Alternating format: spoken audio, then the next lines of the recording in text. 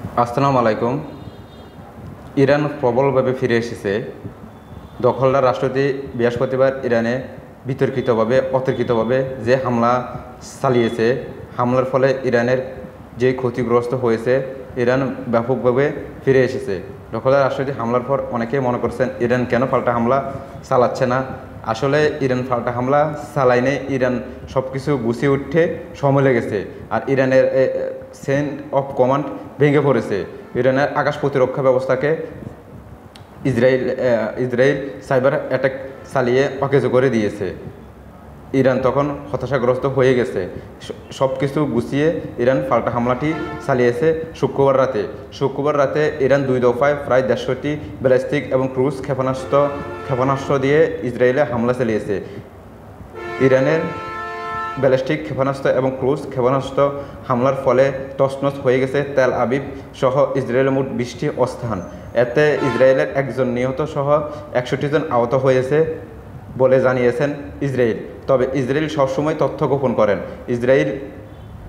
Israel মিডিয়াকে নিষেধ করে দিয়েছেন ইসরায়েলের ক্ষয়ক্ষতির কোনো ভিডিও এবং ছবি যেত সামাজিক যোগাযোগ মাধ্যমে তুলে ধরা না হয়। ইরানের এই হামলায় 9টি ভবন প্রায় বিধ্বস্ত শেষ হয়ে গেছে। ইরানের ক্ষেপণাস্ত্র হামলা মোকাবেলায় ইসরায়েল সহায়তা নিয়েছে যুক্তরাষ্ট্র, জার্মানি, ফ্রান্স সহ ইসরায়েলের সমস্ত বন্ধুরাষ্ট্র। তারপরেও ইরানের এই ক্ষেপণাস্ত্র হামলাটি প্রতিহত করতে পারেনি ইসরায়েল। যদিও ইসরায়েল দাবি করছে অধিকাংশ ক্ষেপণাস্ত্র ইসরায়েল প্রতিহত করছে। এই হামলার ফলে নেতানিয়াহু তার মন্ত্রীকে নিয়ে বাংকারে আত্মগোপনে চলে গেছেন। পরে বিশেষ এক সূত্রে জানা গেছে যে নেতানিয়াহু ইসরায়েল ছেড়ে গ্রিসে পালিয়েছেন। এই হামলার ফলে সারা ইসরায়েল জুড়ে চিৎকার চেঁচামেচি শুরু হয়ে গেছে। সমস্ত ইসরায়েল ফাঁকা হয়ে গেছে। ইসরায়েলের সমস্ত নাগরিকগণ তারা বাংকারে চলে গেছেন।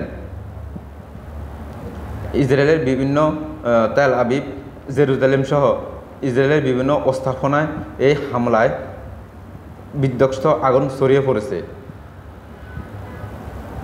এর ফলে নেতানিয়াহু জবাব দিয়েছে এর কঠিন প্রতিশোধ নেওয়া হবে। তবে ইরানের ধর্মীয় নেতা আয়াতুল্লাহ খামেনি তিনি জানিয়েছেন যুদ্ধ শুরু করেছে ইসরায়েল।